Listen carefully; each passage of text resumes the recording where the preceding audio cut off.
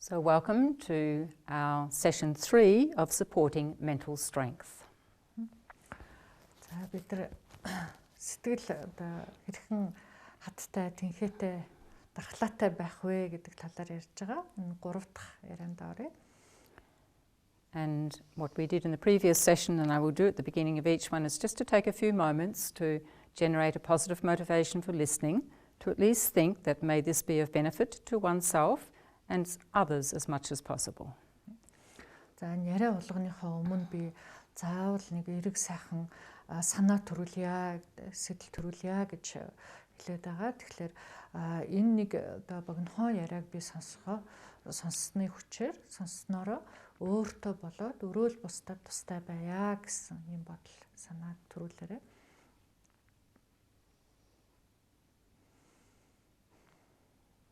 And so in our session 2, we began introducing the quality of perspective as one of the pillars or qualities of cultivating joy.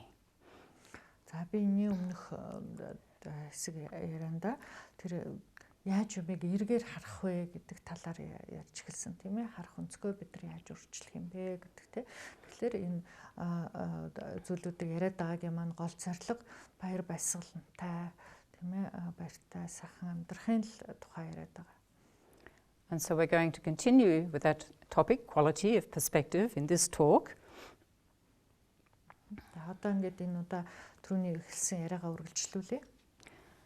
And so what can be most helpful in viewing an event is to have a wider view. Often we've got a very narrow, tight view. If we can relax our mind and open and take a wider look, this can change our perspective. Та юмыг эдгээр харах тийм ээ, харах өнцгөө өөрчлөхийн тулд бид нар бодож үзэх нэг юм юу вэ гэхлээр юмыг арай өргөнөөр харьяа гэж тийм ээ, томоор харьяа гэж, өргөн хүрээгээр харьяа гэж тийм. Заримдаа бид нар нэг л юмн дээр хитрхи яахтар явцуураад, давчуураад тийм ээ, юмыг богинохон хараад ахлаар зэрэг яадаг юм их сөрөг харагдаад байдаг тал байдаг тийм. And when we can take a wider perspective, we often find that the worry, the anxiety associated with the experience can actually decrease and even disappear. Юмыг арай томоор өргөн хүрээгээр хараад ирэхлээр зэрэг бид нар өөрөөсөө юу ажиглаж болох вэ гэхээр айж түгшээд тэ санаа зовноод байсан тэр юмнууд аяндаа арилж тэ алгуулж байгаа ажиглагддаг. So having a wider perspective is like being able to step back in our mind and look from a much bigger picture out of our own kind of self-interest. За юмыг томоор өргөн хүрээгээр харна гэж юу гэдэг юм бэ гэхэлэр зэрэг нөгөө урд нь бол дандаа л өөрийнхөө өөрийгөө хамгийн төвдөн тавиад чухалд тавиад хараад байсан тэр бүх хараага өөрчлөнө гэсэн үг байна тийм ээ. Тэр бүх ганц л биел гэсэн юмнаас арай нэг жоохон хойш ухраад юмыг арай өөр өнцгөр харж эхэлнэ гэсэн үг. Өргөн хүрээгээр харна гэсэн үг. So for most of us, self-centeredness is like our default. And this brings us so much misery and so much suffering when we just look at things from our own sense of me and mine and I. Одоо бол бидний гол юмыг харж байгаа хараа маань зөвхөн би гэдэг үднээс л хараад байгаа тийм ээ. Би, миний гэдэг тийм гэдэг л одоо гол хараатай болчиход байгаа. Тэрүүгээрээ л хараад байгаа. Тэгэхээр эннээсгээ өөрчлөнө гэсэн үг байна тийм ээ. So this way of looking gives rise to thinking and feeling how bad, how sad, poor me, which of course it's important to acknowledge but not to conclude there.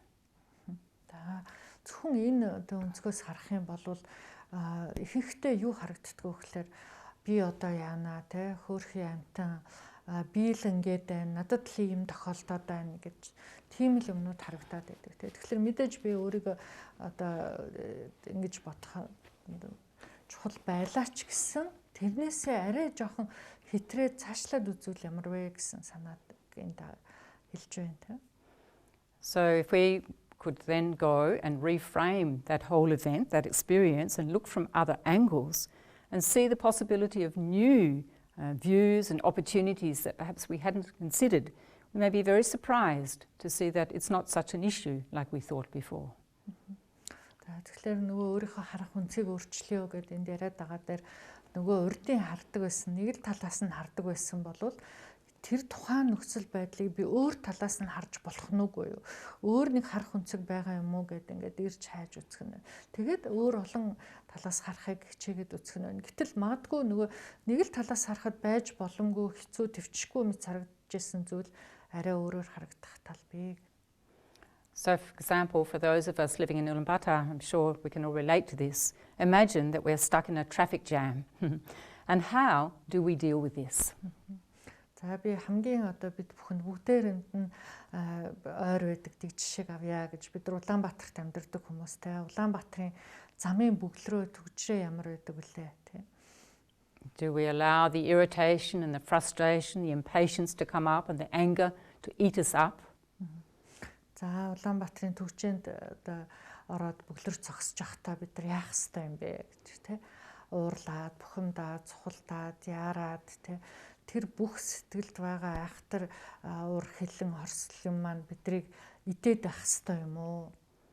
So here's an example where we can shift our perspective. We can use the time to take some deep breaths. We can look around and see other people, passengers, drivers in vehicles and think, well, they're in exactly the same situation as myself.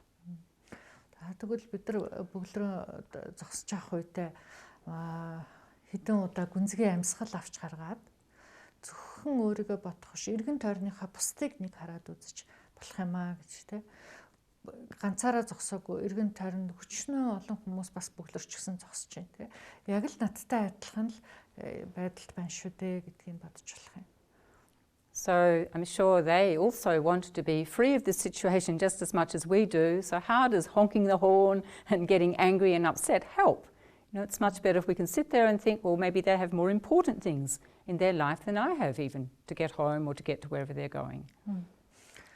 За эргэн тойронд байгаа бусдууд маань бас л яг адилхан тэр төгжрэнээс хушуухан шиг гараад явчих юмсан хүрэх газараа хүрчих юмсан гэж л бодож байгаа. Тэгэхээр бид нар бүгдээрээ зэрэг сигнал тохоогоо дараад бүгдээрээ зэрэг уурлаж бухимдаад тэр бүхнээс гарч чадах хөлөө.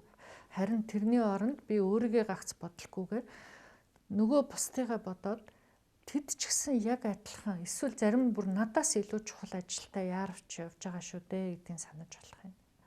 So a shift in our perspective could be that we wish for everybody that we can see around us, know that you're also stuck in the traffic, that they could receive exactly what they need to be happy, to be joyful, to get to wherever they need to be in good time. За тэгвэл энэ замын бөглөрөөнд байхдаа би яаж өөрийнхөө харах үнцгийг өөрчлөх вэ гэхлээр зэрэг нөгөө эргэн тойрныхаа адилхан бөглөрөөхөд зогсож байгаа хүмүүсийг тийм ээ бушуухан өөрийнхөө хүссэн газарт очиосоо доо тий яарч байгаа юм амжуулаасаа даа тийм ээ энэ төгжрэнээс бүгдээрээ гараад өөрийнхөө одоо хүссэн газар руу хурдан түрэн очих юмсан даа гэж бодож болох нь байна тий.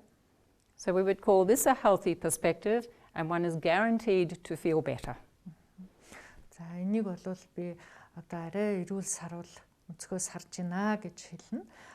Дээр нь өөрт чинь тийм ч одоо айхтар хэцүү бэрх төвчгүй мэт санагдахгүй болох байхаа. And remember that such a shift in our perspective brings physical and mental health benefits. Тэгээд ингэж юмыг эргээр өөдрөгөөр харснаас гарах үр дүн нь бид ч одоо сайнаар нөлөөлдөг сэтгэл санаанд ч сайнаар нөлөөлдөг гэдгийг санаарай. So in conclusion of this particular talk, we say that generally changing emotions is more difficult. Changing our perspective is easier. Өөр тогтцсон сэтгэлийн элдэг зуршил, сэтгэлийн хөдөлгөөнүүдийг тийм чамар бид нар өөрчилчихдэггүй те. Гэхдээ харин юмыг яаж харах вэ гэдэг тэр өнцгөө харин бид нар амархан өөрчилж чадах юм шүү гэж. And why it's easier is that perspective belongs to a part of our mind over which we have influence. За яагаад арай хэлбэр гэж би хэлээд байгаа юм бэ гэхлээр зэрэг одоо бидний нөлөөнд амархан ордог би хараад өөрчилж болох үс тийм сэтгэлийн маань нэг хэсэг учраас би ингэж хэлээд боломжтой гэж хэлээд. Now let's just sit quietly for a minute to take the 3 deep breaths and reflect on a slightly difficult experience you had from the past and consider the good that came out of it, just for a minute. За одоо ингээд бүгдээрээс цэх сайхан тогтун суугаад 3 удаа гүнзгий амьсгал авч гаргаад тэгээд өөрийнхөө амьдрал тохиолдсон тухайн яг цаг үедээ хэцүү бэрх санагдаж байсан боловч магадгүй түүнээс айтайхан сайхан үр дүн гарч исэн тийм нэг үеэ эргээд санаарай.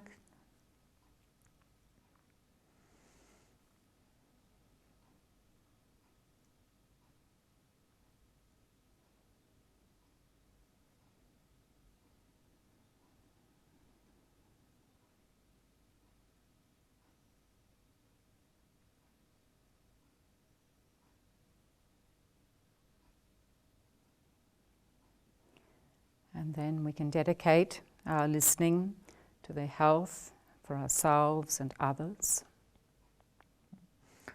Ингээд энэ нэг товчхон богинохон яриаг сонссны буйнаар хүчээр бид болоод бусдууд бүгд эрүүл энх байх болтугай гэж зориулъя. And of course at the end of the presentations when we do the reflections you're very welcome to continue to reflect if it's something that touched you or you want to think more about in your own time. За эдгээр энэ яриа ингээд өндөрлж очиж байгаа боловч та бүхэн өөрийнхөө энэ бодож шинжилж ажиглаж үзэх одоо явцаа үргэлжлүүлж болох шүү дээ. Thank you for being with us.